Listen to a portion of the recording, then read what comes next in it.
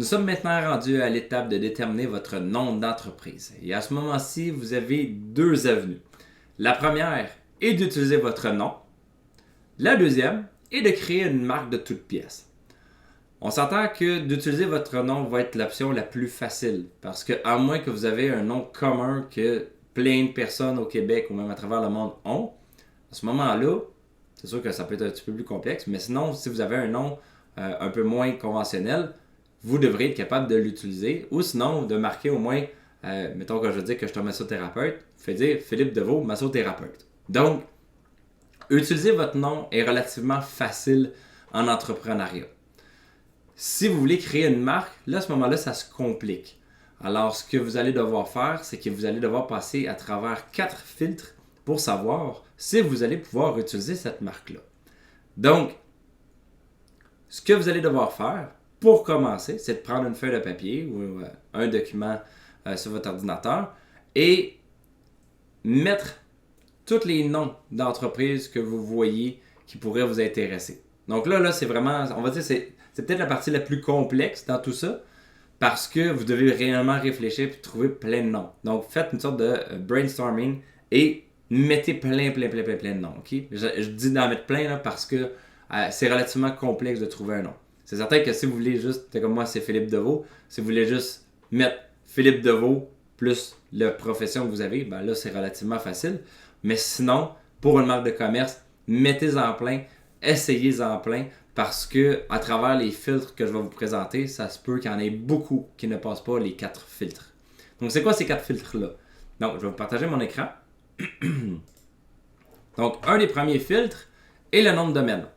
Alors, le nom de domaine, c'est l'endroit, en fait, c'est comme une adresse que les gens vont pouvoir utiliser pour aller sur votre site web. Si à un moment donné, vous voulez un site web. Même si vous ne voulez pas de site web, juste d'avoir votre nom de domaine peut être intéressant pour l'aspect professionnalisme, pour votre courriel d'entreprise, que je vais parler de toute façon dans une autre vidéo.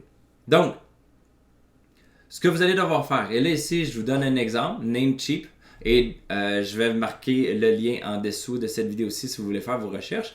Alors, ce que vous allez devoir faire, c'est ici, vous allez devoir faire des recherches. Donc, la liste de toutes les marques que vous avez déterminées et techniquement, même si vous décidez d'utiliser votre propre nom, à ce moment-là, vous allez pouvoir faire la recherche. Donc, je vais faire des exemples avec mon nom puis mes marques pour que vous puissiez voir. OK? Donc, moi, je m'appelle Philippe Deveau. J'ai déjà réservé le philippedeveau.com. Donc, mettons que ça donne que vous appelez Philippe Deveau vous aussi, puis que vous voulez réserver le nom de domaine, vous allez voir ici, philippedeveau.com enregistré en 2013. Donc, c'est moi qui l'ai enregistré. Donc, il m'appartient.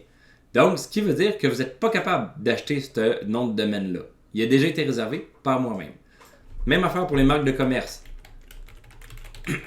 Mettons masantéfinancière.com, qui est une entreprise que j'ai acheté, un nom de domaine que j'ai acheté. Donc, vous voyez qu'il était enregistré, lui, en 2009.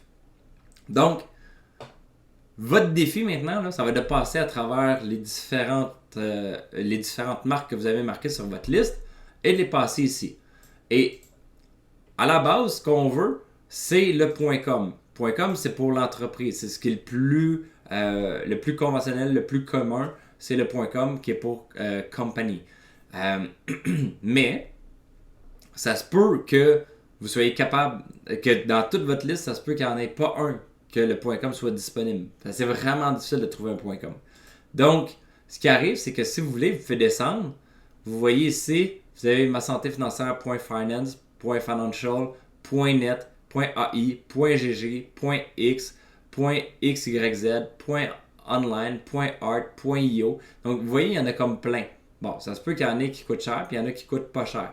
Alors là, ça se peut que votre option soit pas de faire le .com, mais de prendre un autre, comme mettons .co ou .pro, dépendant c'est quoi que vous voulez faire.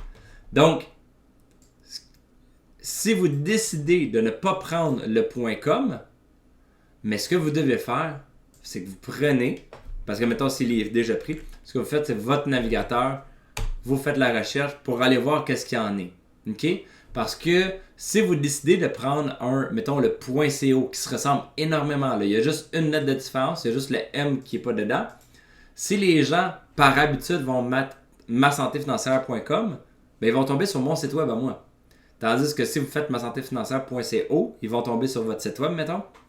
Alors, ce qu'on veut, c'est d'éviter qu'il y ait un site web déjà qui est fonctionnel, qui soit déjà enregistré. Donc, là, j'ai tellement pas d'idées en tête sur qu'est-ce qu'on peut faire. Mettons kiwi.com. Ben, hâte de voir s'il y a quelque chose.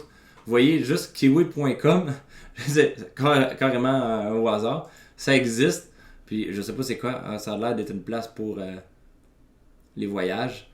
Réserver son billet d'avion. T'sais? Donc, quoi d'autre que je pourrais prendre? Lefouet.com. Ouais, ça c'est une bonne affaire. Lefouet.com. On va voir c'est quoi. T'sais? Puis, ce qui est important aussi, c'est de voir aussi c'est quoi l'autre site. Mettons que vous décidez réellement de le prendre le .co. Ben, regardez le .com, parce que si ça donne que des gens tombent sur le .com sans faire exprès, ben, qu'est-ce que les gens vont tomber dessus? Bon, probablement que le fouet.com, ça fonctionne pas. Mais mettons, là, c'est juste pour le fun, là.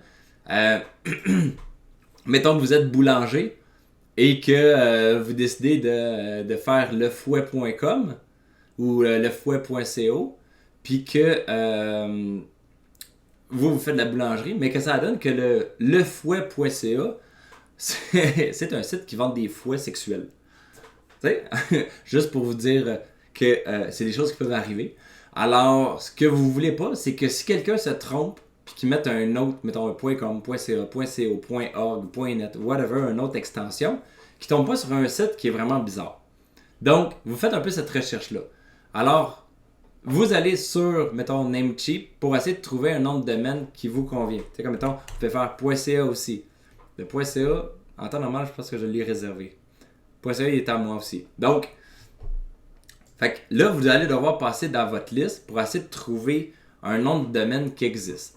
Puis là, ce qui est important aussi avec ça, c'est parce que si vous prenez, mettons, masantéfinancière. On va dire .co, là, juste pour exemple, ça, je pense qu'il est disponible celui-là.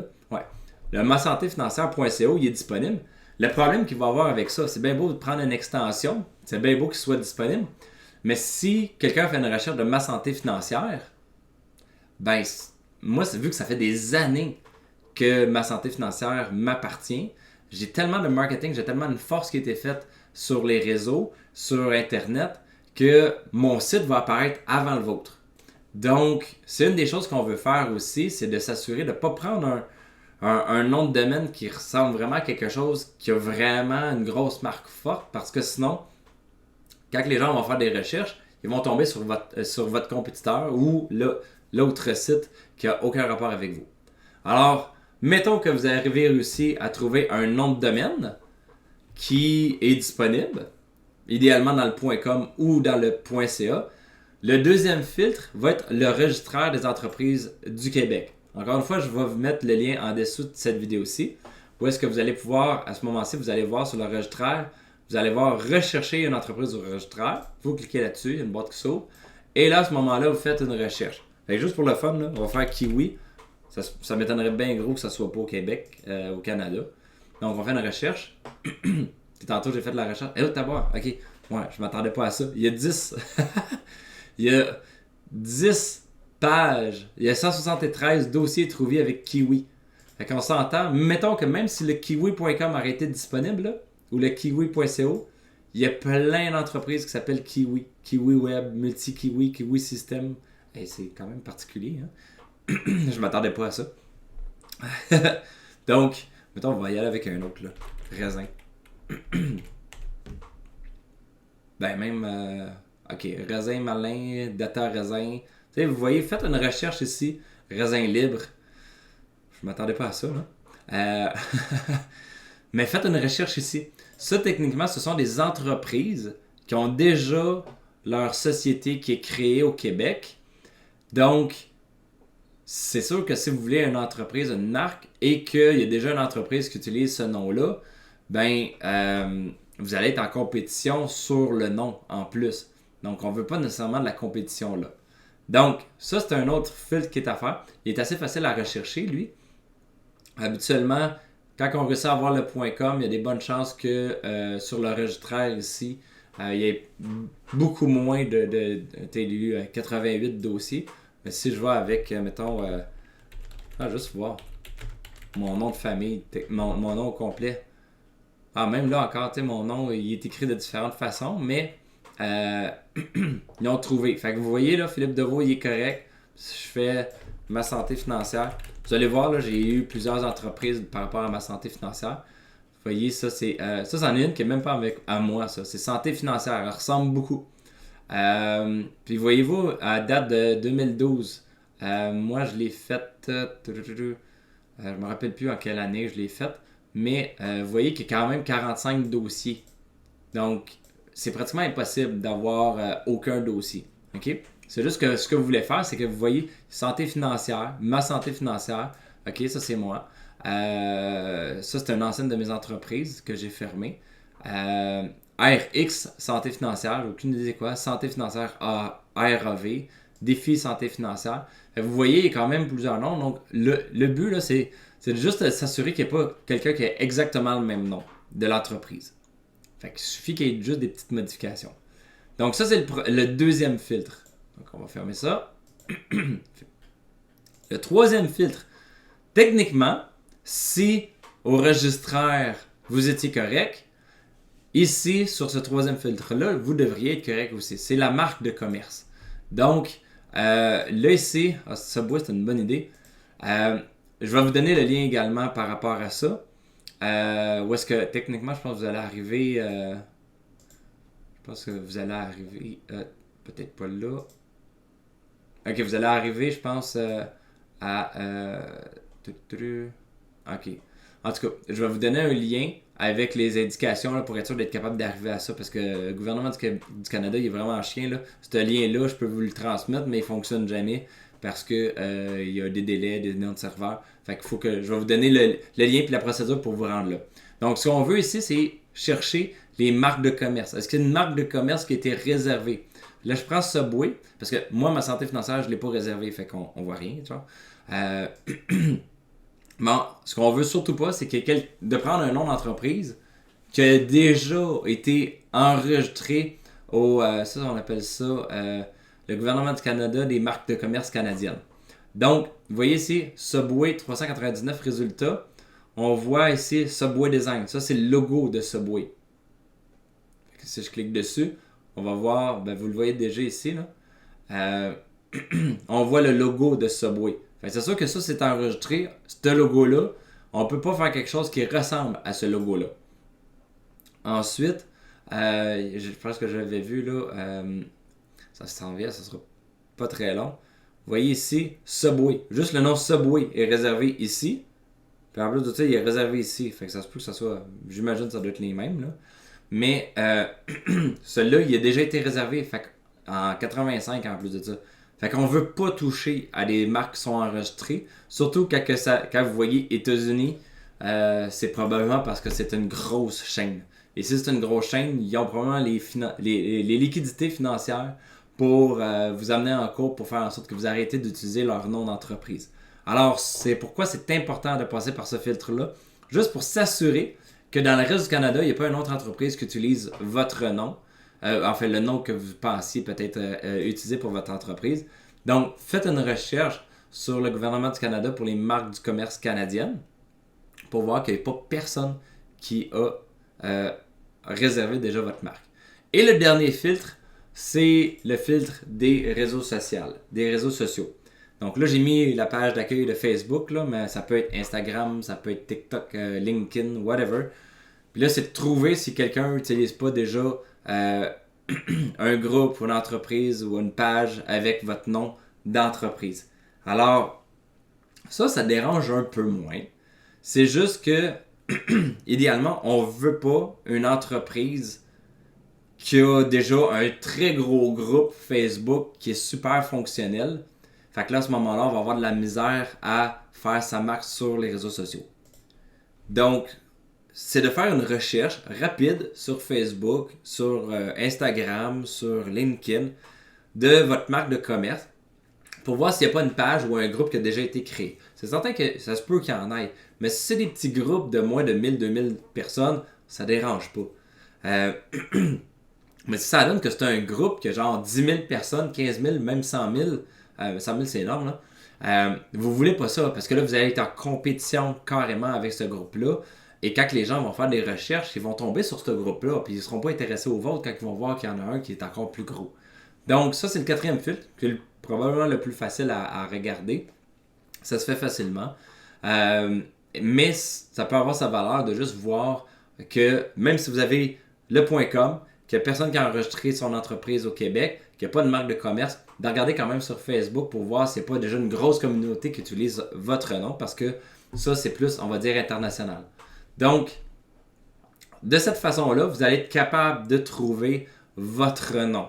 Alors, c'est ça votre devoir avec cette vidéo-ci, c'est de faire toutes ces recherches-là pour être capable de trouver un nom que vous allez pouvoir enregistrer et utiliser et commercialiser.